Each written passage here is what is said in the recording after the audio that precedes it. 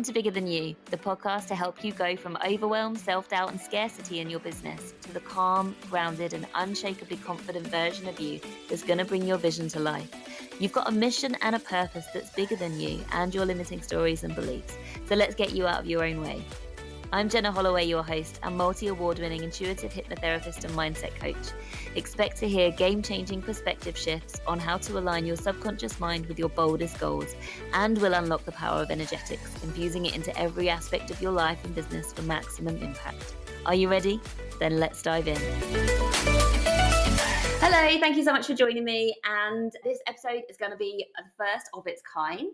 I asked the other day on Instagram, ask me anything, you know, one of those Instagram stickers where you get your community to ask a question. And I got quite a few questions and I thought, you know what, rather than answering these to only go and last 24 hours on my stories, why not make a podcast episode out of them? So that is exactly what we are doing today. Let's get started. I think my answers are going to be quite in depth for some of them. And I'm really excited. I've literally done no notes. I'm going to flow with whatever comes through for each question. So first one. So it says, how to say no to an inquiry if it doesn't feel aligned. This is really, really important, because if we can't say no to the things that we know aren't aligned, we basically suck all the joy. We're potentially sucking all of the joy out of our business. We want to be in a position with our mindset to be able to say no to the things that don't light us up, even if financially it doesn't really make sense, right? Our intuition and our gut feeling and our emotions in terms of the things that are aligned and not matter more than, this is a controversial opinion, matter more than what is in your sort of 3D reality in terms of financial opportunities and what's not there, right? So I would still, this takes a lot of trust in yourself, and I've done this, said no more times than yes. And that's something I've been doing in the last sort of few months, you know, when I've decided that I'm no longer taking on clients from my previous niche, which was Change Your Life. I still do work with clients, but they are long-term clients that have been with me for a long time. Like, I don't take on new Change Your Life clients anymore, even though it doesn't seem to make sense because people still want me for that work. To me, what is truly aligned these days is my business mentorship and all the stuff I used to coach on for Change Your Life, like self-worth and confidence and people pleasing and all of those things. Like, it's all still super relevant. But for me, what lights me up the most is doing it in a context with somebody who has a business, right? That's my mission. That's how I've grown. That's how I've evolved. And for me, that I know that that's what's most aligned. So to answer the question, how to say no to an inquiry if it doesn't feel aligned, is to be brave and know the importance of it. Because if you ignore the red flags and say yes to something that isn't aligned, it always ends up being something that turns around to bite you in the backside. Like, you end up wishing that you hadn't taken on this misaligned client or whatever it is, because it just doesn't light you up. And then that causes resentment energy in your business, which then can bring you into this contraction phase because you're not excited. Like, it just doesn't make sense. So I feel like I said something on my stories the other day, but I can't remember actually what I said. But that answer is something about so the energy, you can only ever take an action from two energies, right? We can either be in the energy of expansion, and if that sort of term doesn't resonate with you, we can either be, it's the opposite of lack, right? Expansion, possibilities, growth, all of that, or contraction. And that is what it says it is, right? We're coming from a fear-based place there, scarcity, lack. And so if we make our choices from a place of lack, like the frequency of lack, we get that back. Okay. It's the same as when we go to invest in something ourselves as clients. If we invest from a place of lack, it's never going to work out. We want to make our investments from an empowered place. Anyway, that's way off tangent. But how do you say no to an inquiry if it doesn't feel aligned? You check in with yourself, and you get rid of the part of your brain that's saying, oh, we need this money, or if I don't say yes to this client, then where's the next one coming from? Like, that's all fear-based scarcity thoughts. Okay, and we do not want that in our business. We want to hone into trust and self-belief, because when we can say no to the opportunities that aren't aligned for us, it's not taking up space in our lives. Okay, and what I mean by this, I have this concept which I teach my clients, and that is you can see this as your life or your business. Exactly the same for both, because business is a reflection of life, right? So I'll talk about it in the business owner in context, but let's say your business is a house, and everything that you want to achieve in your business, like all the things that are just the big dreams, they're all possible, right? And anything you think of, you can achieve. So if you just imagine that all of those wild dreams, they are right outside of your house. They are standing on the doorstep, excited to come in. Okay, you can achieve those, but you need to be in alignment in order to welcome those dreams in order to attract them into your life, right? To be a match for them. Now, you cannot welcome them in. Think of those dreams, each one of those dreams, like a person, like they literally want to press the doorbell. They want to come in, but they can't. They will not come in if there's no space in the house. And what I want you to think of, your house has got all these seats.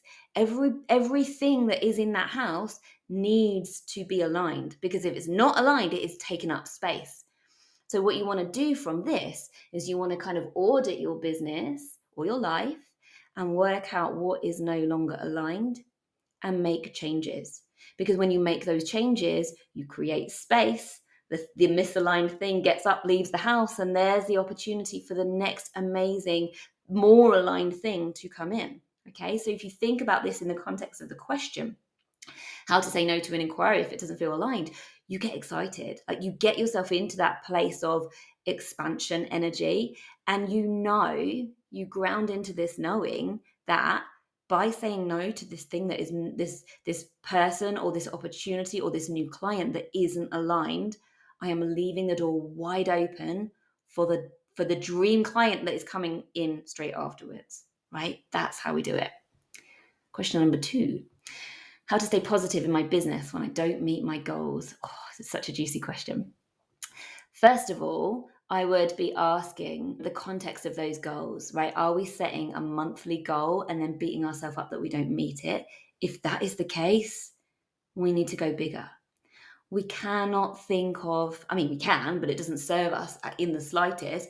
We cannot think of our business in 30-day windows or even quarterly windows necessarily, right? You have lessons and you have growth, and it is divinely orchestrated. This answer is really complex. There's lots of different parts of this.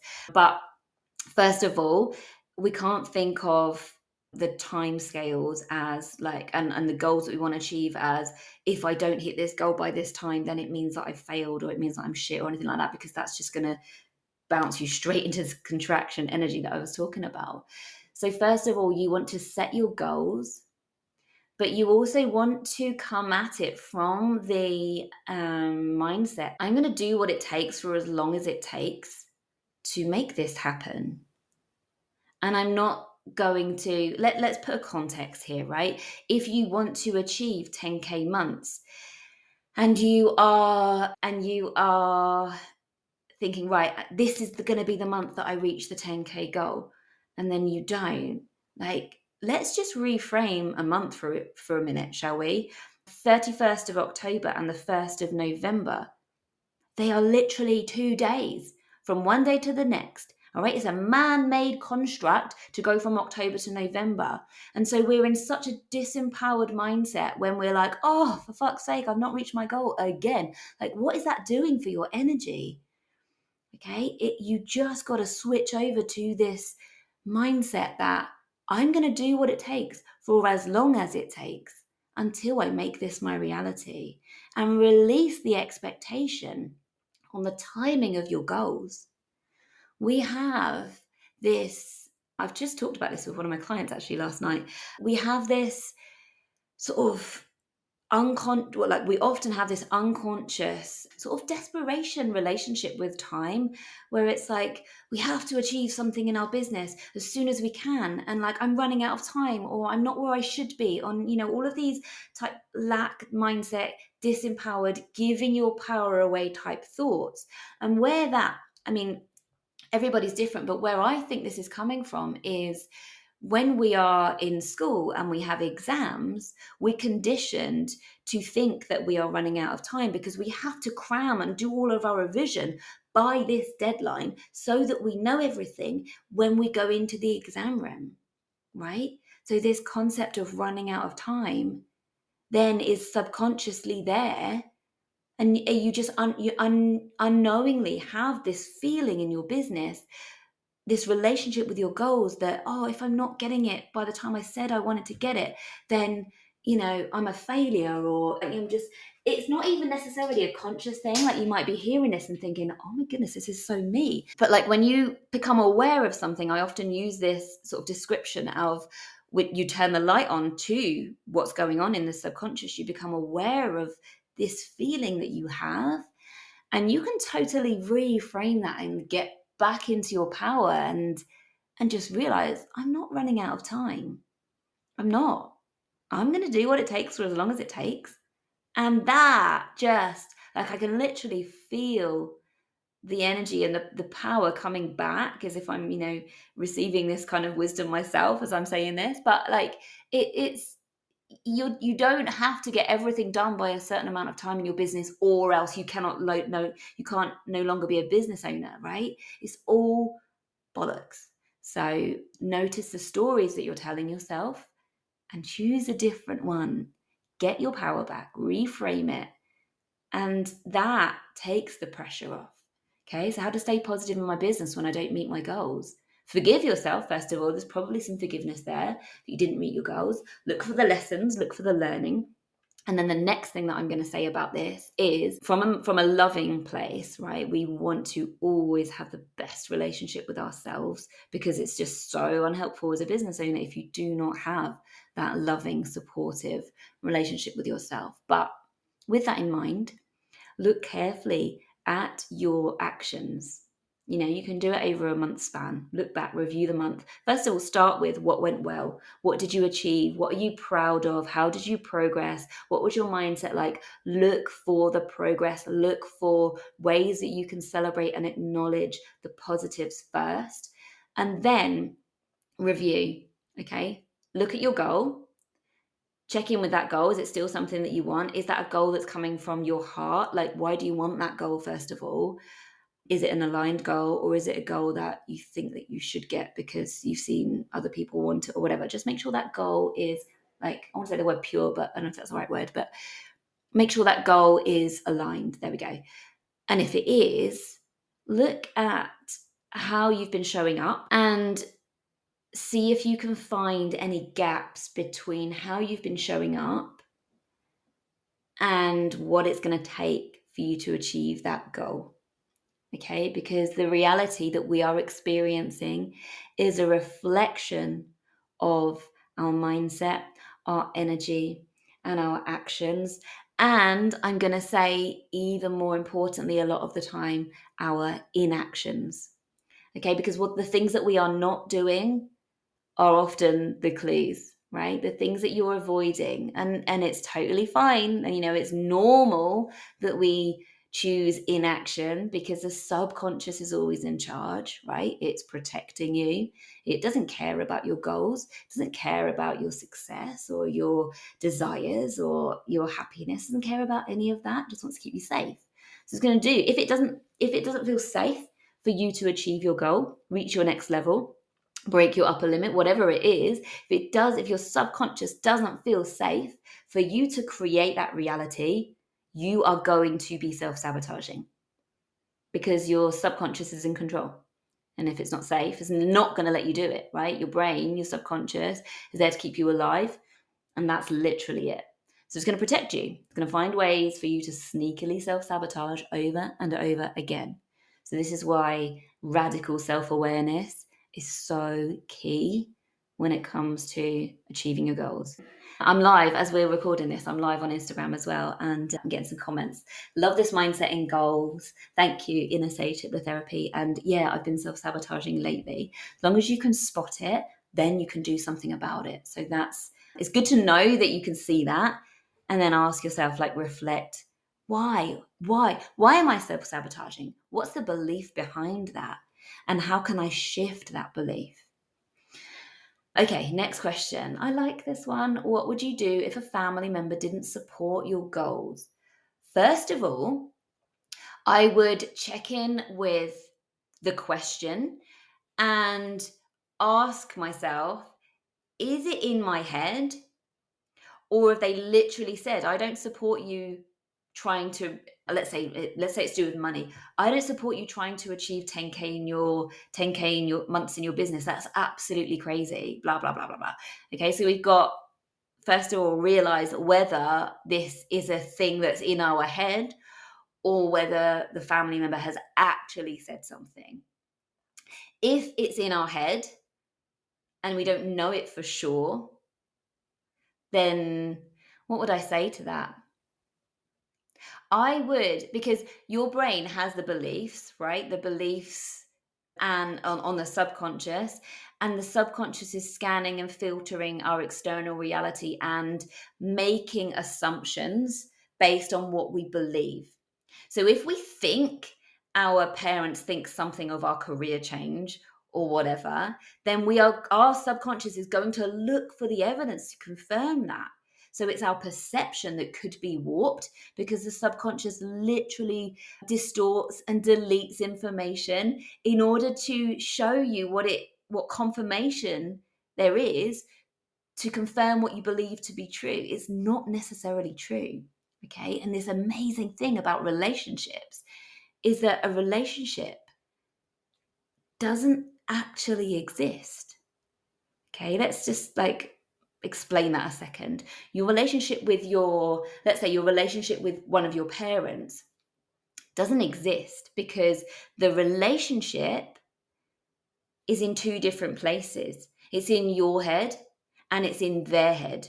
So what you think about the relationship is in your head, and what your mum or dad thinks about your relationship is in their head. It's never in the same place. The only way it's going to get anywhere near being in the same place is if there is good communication. So open dialogue, like deep discussions, find out what actually is the case and what is just in your head. Okay, that's going a bit off on a tangent, but just notice the stories that you're telling yourself in your mind and question them. Is this actually true? Okay, and ask yourself, where is this coming from? Why do I think this? All of these questions you can journal on or just ponder on, and it gives you such an awareness about what's going on a subconscious level.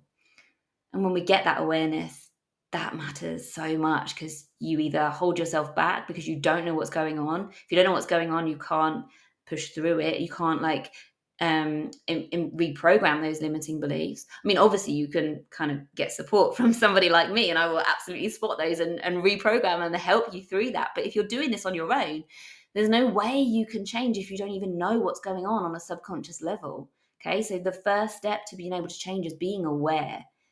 And then once you're aware, that's not enough. It's not going to change anything. You need to be aware and do something about it. Okay, I'm just going to go off on a slight tangent here, but it blows my mind how many people I speak to in business, and they are investing all the money in strategy, and they're like, oh yeah, no, I know I've got some limiting beliefs, but nothing in the budget right now to work on them. I'm sorry, but what the fuck? Your subconscious is literally driving your business, and you're choosing to think that that's a someday investment. It literally needs to be first, because any investment you make is going to be 10x when your mindset and your subconscious starts supporting you. Okay, and I have worked with and spoken to so many people who come to me after spending 2, 3, 4, even 5 years going around the houses because they've not yet done the deep subconscious work.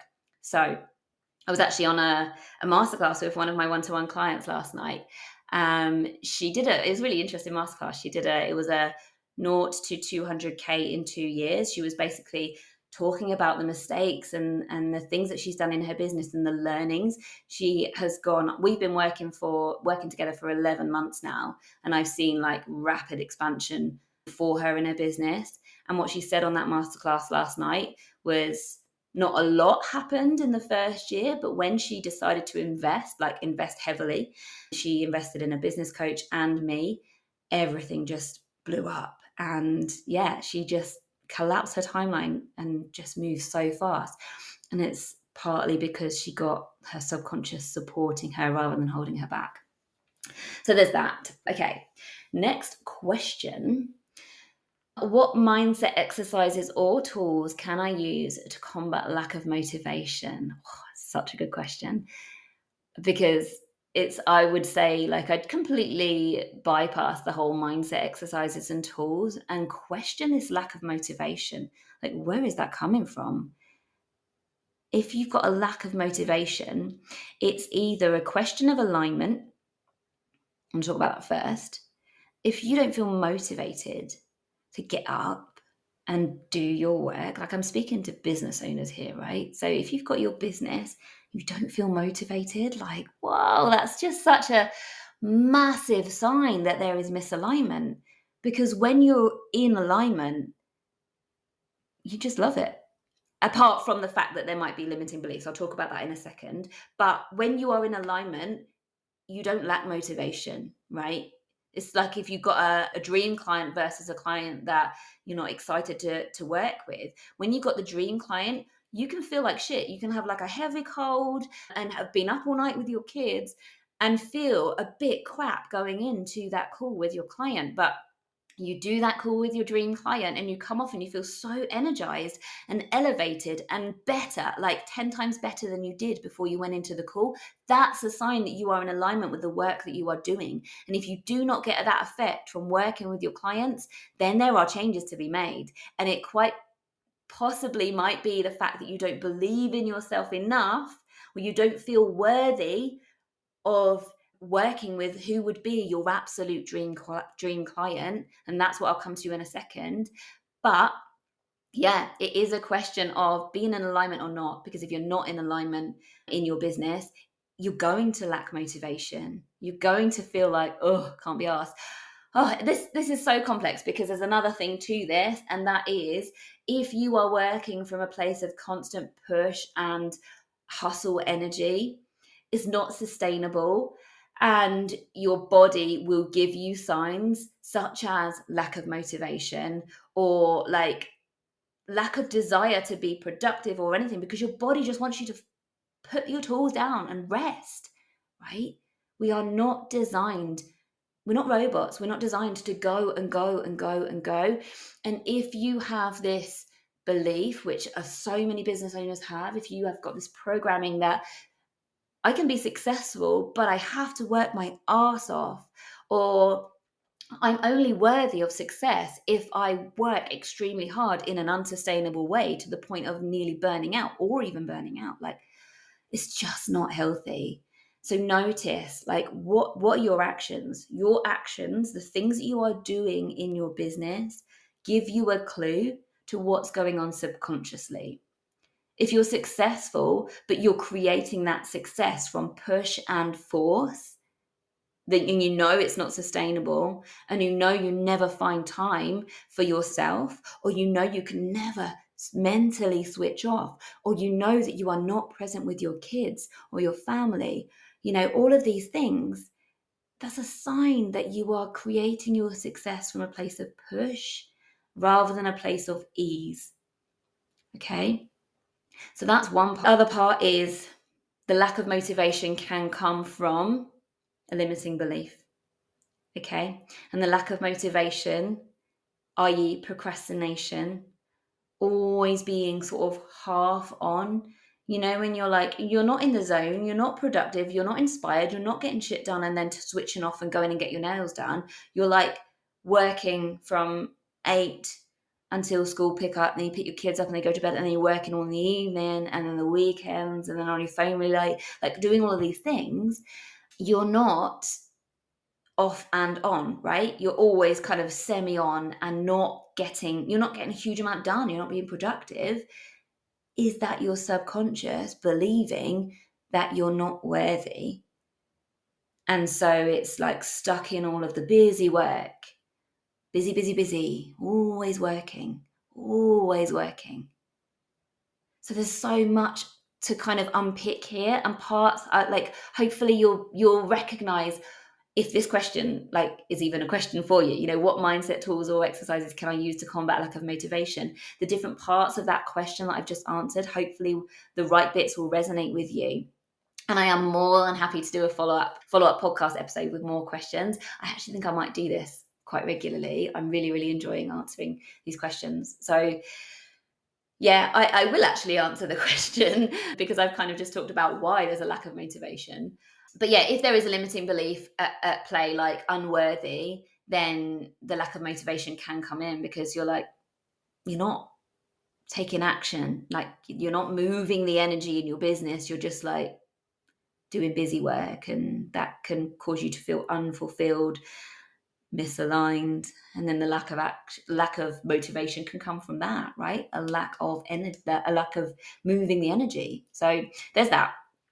The other thing then, so mindset tools or exercise can I use to combat lack of motivation? This is my higher self system I'm about to share with you very briefly, but you can download this free training. I'm going to pop a link in the show notes. So it's a free quick start guide which shares what the higher self system is. This is one of like the main frameworks I share with my clients because it's the overarching methodology that oversees everything else I teach my clients. It's the way to create success from a place of ease rather than push and force. Okay, so if you want that guide and that actual training, I don't have time to go into it fully now, but click the link in the show notes. You can download it for free. Or if you're watching this on Instagram Live, you can go to the link in my bio, it's there. But basically, it's about putting yourself first. If you're experiencing a lack of motivation and you're feeling uninspired in your business right now, then down tools, right? You are not in your energy is not in a place of expansion right now. If you are lacking motivation, you're not feeling creative, you're not feeling inspired. So it's time to down tools, put yourself first, go and raise your vibration, like get away from your business. What have you been putting off? Like ask yourself, what have I wanted to do for a while that I've not done? Go and do that. Even if it is like, if you're listen to this and be like, oh yeah, but I've got a shit ton of washing to do and my kitchen's a mess and blah, blah, blah. Fine. Like have an empowered mindset about it. Get away from your office and your work. Go and put some loud music on or a podcast or whatever floats your boat. But for me, it would be really loud music and do something different. And whilst you are folding laundry or tidying your kitchen, what you're doing is allowing your subconscious to bring through ideas and creative inspiration, right? This is why when I come home from dropping my girls off from school, I don't start work straight away. I like fold washing or do stuff for myself because stuff comes in. Like I wrote 3 posts yesterday that like the inspiration came through as I was folding the washing. And I don't sit down to my desk to create content. I wait for those inspiration hits, and I'm well ahead of my content schedule. Like I'm 2 weeks ahead in terms of the things that I've got because I allow it to come through. I realized earlier I went on to another question without coming back and like fully answering both parts of the question. So we're going to circle back to that question first. And it was the one that said, what would you do if a family member didn't support your goals? Now, I answered it from the perspective of it's only in your head. But now I want to answer it from the perspective of, no, they don't support your goals. Like, what do you do in that case? And I would first of all say that everybody is living a life through their own lens, right? Their own values, their own experience, their own beliefs. And so we can't expect somebody, and it's particularly hard if it's somebody we love and who should have our best interests at heart and everything. We can't expect somebody to see things our way because they don't have the same inner belief system that we do. They've got different experiences, different values, a different set of subconscious programs. So it might be, for example, that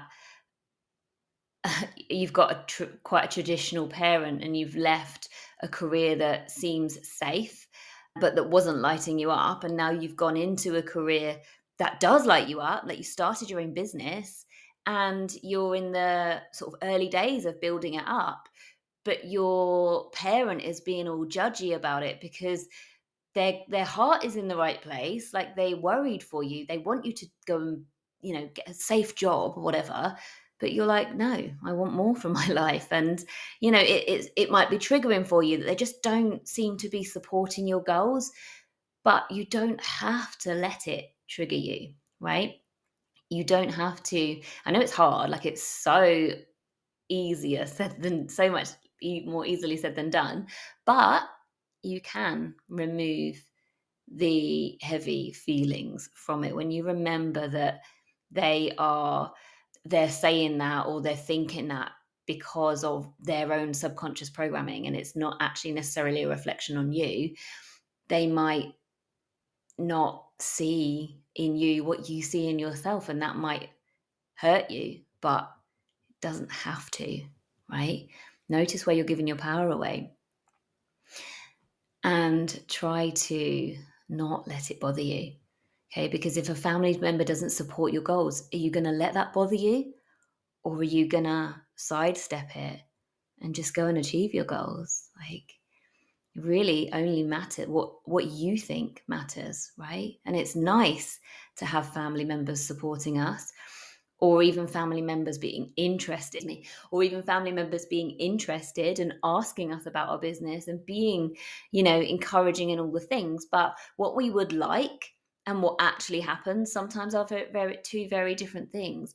So we need to come to a place of acceptance for what the situation is, because when we don't accept a situation, we create so much resistance and it holds us back, because that is weighing you down. When we can accept and forgive, if forgiveness is needed, when we can accept something for what it is, we're no longer holding on to it. Okay, so we can accept the situation for what it is. The family member that doesn't support your goals, just accept it. Try not to let it bother you. And for goodness sake, don't let it hold you back, because you know what's possible for you. And you're only going to get there if you are 100% on your own team, 100% believing in yourself, and 100% going for it. It doesn't matter what other people think. And this is what I remember. It's automatic now, but I remember kind of consciously coaching myself around this well over a year ago now, when I kind of really decided who my ideal client was. And I, I wanted to speak authentically to them, but I had this kind of awareness that sometimes it felt a little bit uncomfortable to say what I wanted to say to my ideal client, because I knew that family and friends or ex-colleagues or old school friends or whatever might see that post. So I did the work on myself about that, because I was not available for letting that hold me back. And still to this day, I have loads of family and friends watching my stories, consuming my content. But how the story I choose to tell myself about that is my choice, right? Am I going to sit there and think, oh, they're judging me? Or am I going to choose a story that actually supports me? And now I choose to believe that, well, if they're watching, they're inspired in some way. I am the permission slip for them to do what they want, or give themselves more ease, or increase their own confidence, whatever it is. So it's really, really important that you are on your own team. The thoughts that you tell yourself, your brain is always listening, always listening. So you want to be supportive, and you want to be reframing those stories that are unhelpful, that are not serving you, because they are not going to help you move through those limiting beliefs if you keep worrying about what people watching are thinking of you. If the people watching, if you're worried about what the people watching, this is a complex sentence, let me slow down. If you are worried about what the people watching you think, and those people that you're worried about aren't your ideal clients, then do the work to not let that affect you. Because if you let it affect you, you are not going to be reaching your potential, right? You're going to be filtering what you want to say. You're going to be dimming down. You're going to be not showing up and as powerfully. You're not going to be speaking your truth. If you are affected by what your friends and family think, okay? And what I do, I know I've said this before, but if you've not heard me say this, this might be really helpful. Whenever I have inspiration for a post or something to say, it always comes through for my ideal client, right? Because I'm so connected with who my ideal client is. It comes through. And sometimes like the logical part of my brain will be like, oh, that's a bit spicy. What would your non-ideal clients think about that? And then I'm like, okay, I'll just check in with myself and I'll just check in with my ideal client again. Does this serve my ideal client? Does this inspire them? Or does this raise their self-awareness? Does this support them? Does this add value for them? If the answer is yes, then I post the thing or I say the thing 100% of the time, because I'm not available for holding myself back. I do my work for my ideal client, and everybody else, I'm sorry, but everybody else doesn't matter.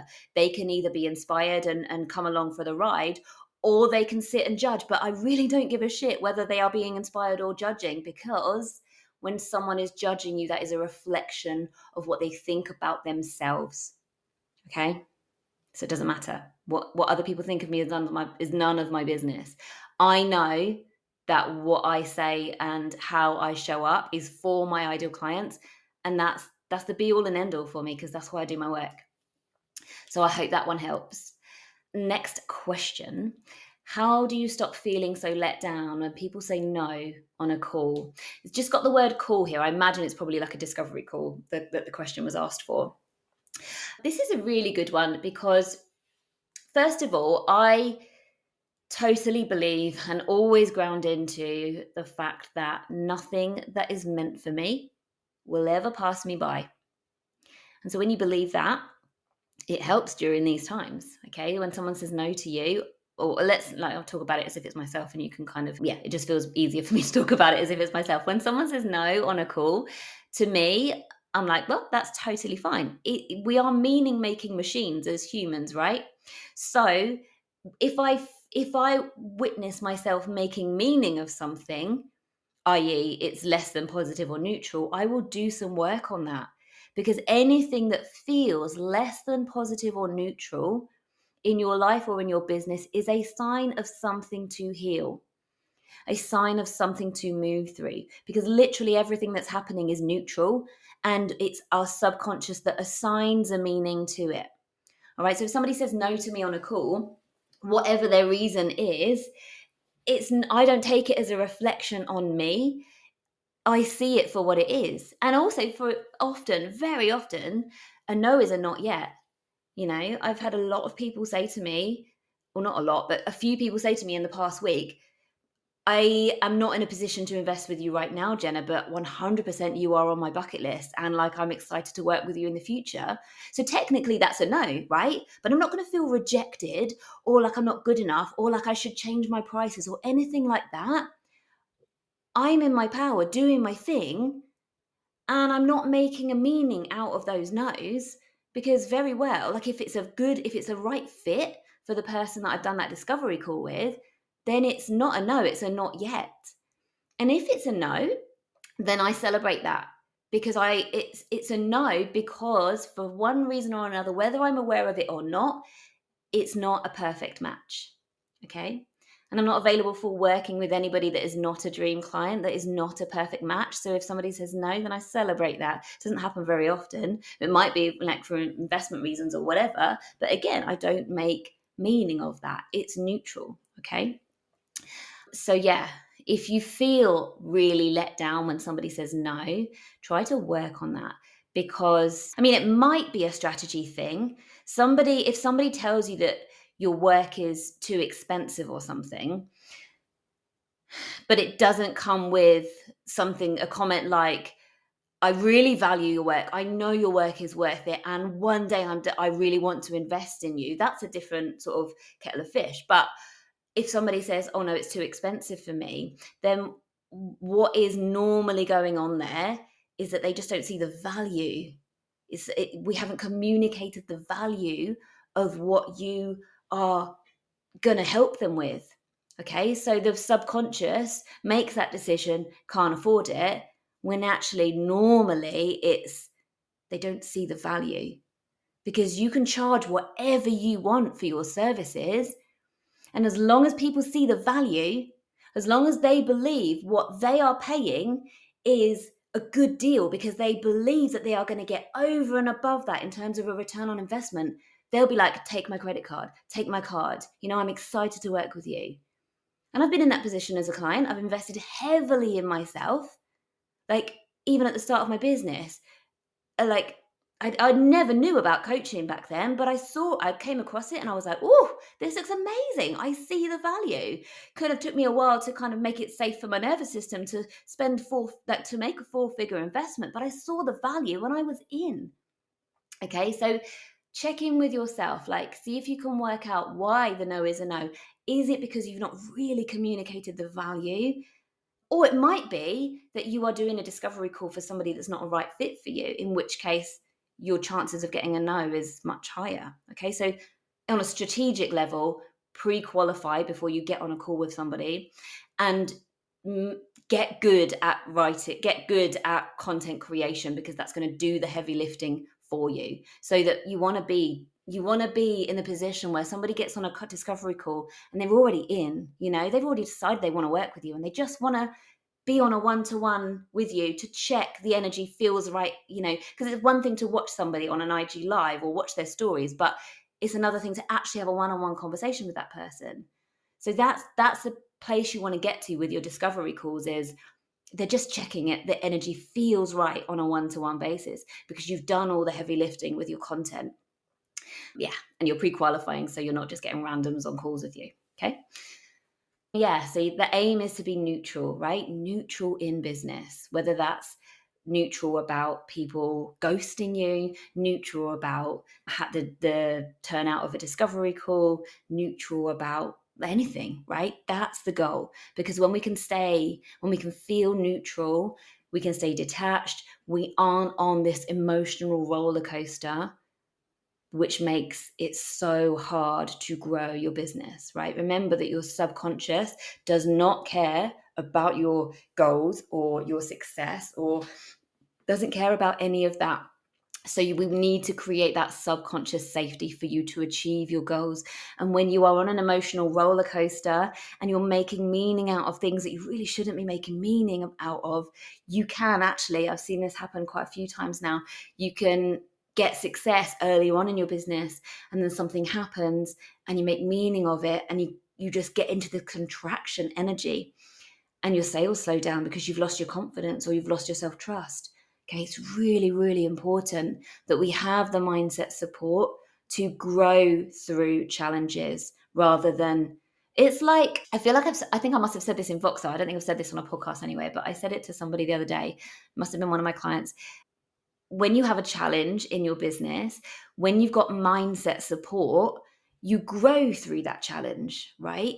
You learn the lesson, you evolve, you get better as a business owner.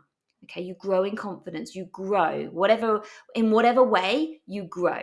Okay, with mindset support, you have challenges, you grow. But without the mindset support, it's like you're going up the mountain, and the mountain is your business journey, trying to get to your goals at the top, and you've got a rucksack, and every time you come across a challenge, it chips away at you, and it's like you're putting a rock into the rucksack, and it holds you back in a certain way. And it means that maybe you've been successful in the past and you're wondering, why do I seem to be going backwards? Well, without this mindset support to create safety from the challenges, rather than feeling like they've made it harder for you, like that literally is what can make your business keep going. that like the trajectory of growth and achieving your next level, and then integrating that, and then getting to the next level, and then integrating that, and then going to the next level, or plateauing. Okay, because it's all about creating subconscious safety. I've got a comment here. By the way, if you're listening on the podcast, I've also gone live on Instagram again. So I'm just going to read a podcast sentence out. Yes, I made the mistake of focusing on what was being removed / didn't feel good in my life. I think that's where it all started to chip away at the momentum I had. Yeah, we need to maintain that momentum. And so not creating meaning from things that we don't want to be creating meaning from. We've got to keep that momentum. Yeah, definitely. Thanks, Phoenix.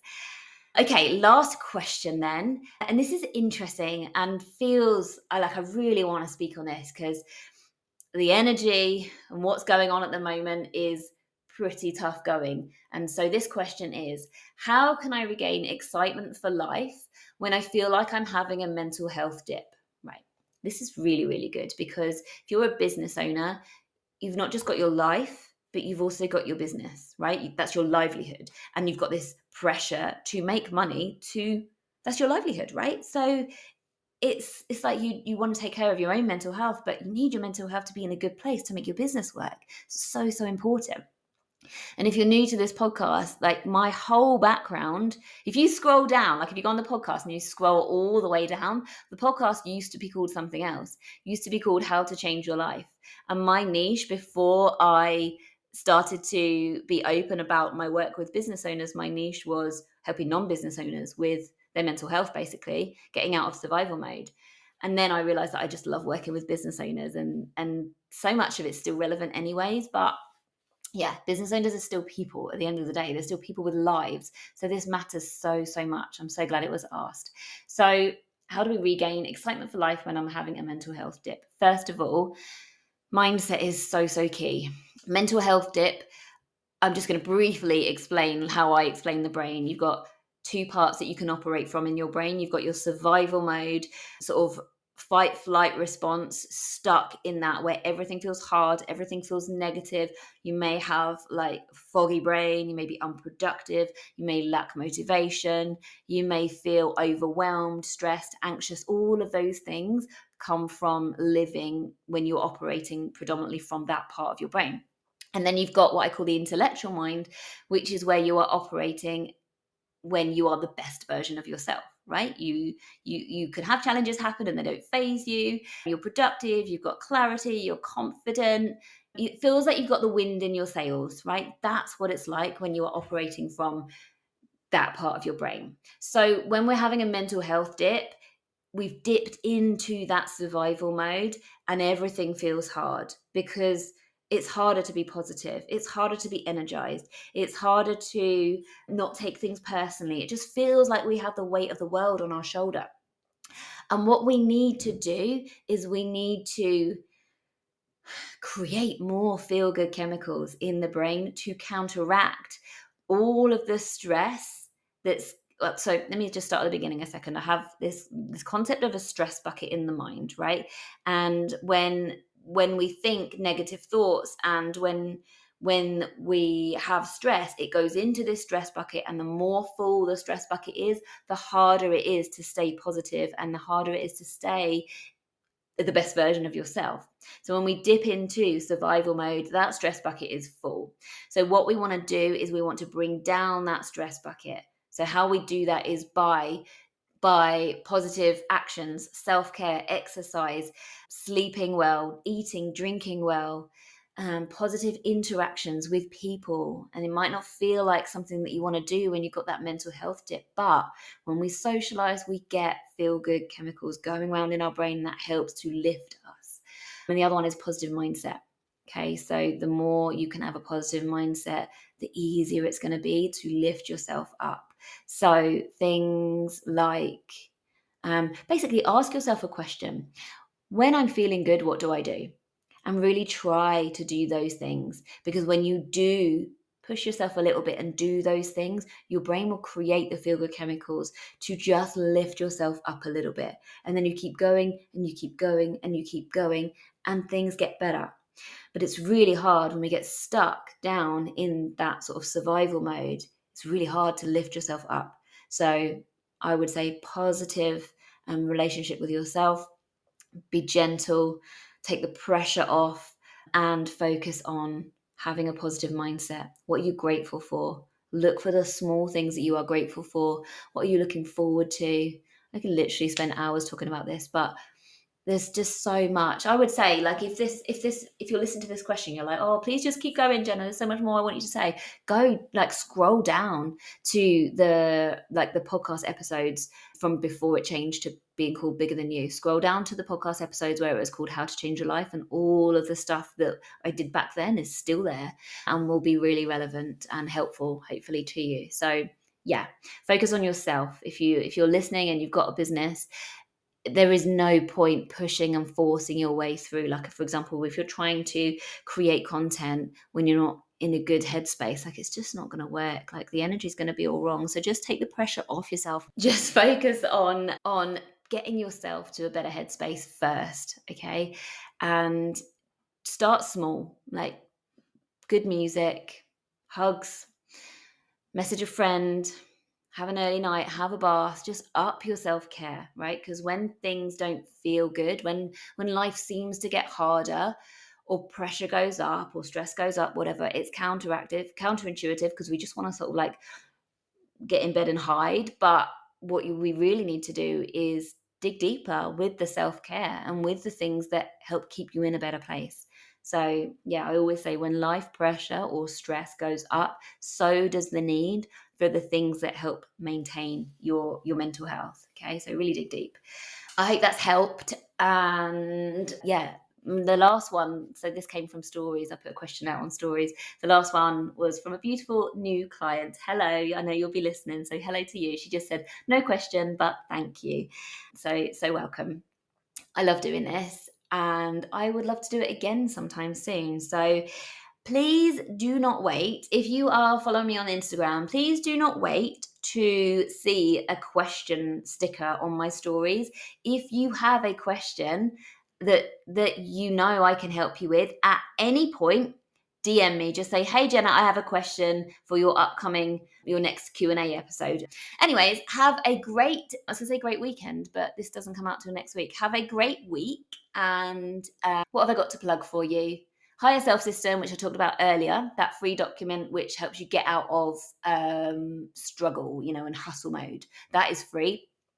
Also, if you feel like you are stuck in scarcity and overwhelm and lacking clarity in your business, and you want things to be easy, you want to be inspired, but it just feels so hard and you don't know how to get to that place, then I would recommend listening to my Bounce Back from Scarcity meditation. It's just £5, and you can pop it on your browser and listen to it whenever you feel like you're stuck up in your head, and it will get you out of your head and into your heart, give you clarity, and reduce those feelings of overwhelm so you can just maintain momentum in your business. And so I will leave the link for that in the show notes too. That is it for now. Have a great weekend and / week if you're listening on the podcast. Thank you so much for listening, and I will see you all soon. Take care. Bye. Thank you for listening to the Bigger Than You podcast with your host, Jenna Holloway. If this episode has been valuable to you, please share it with a friend or leave a review.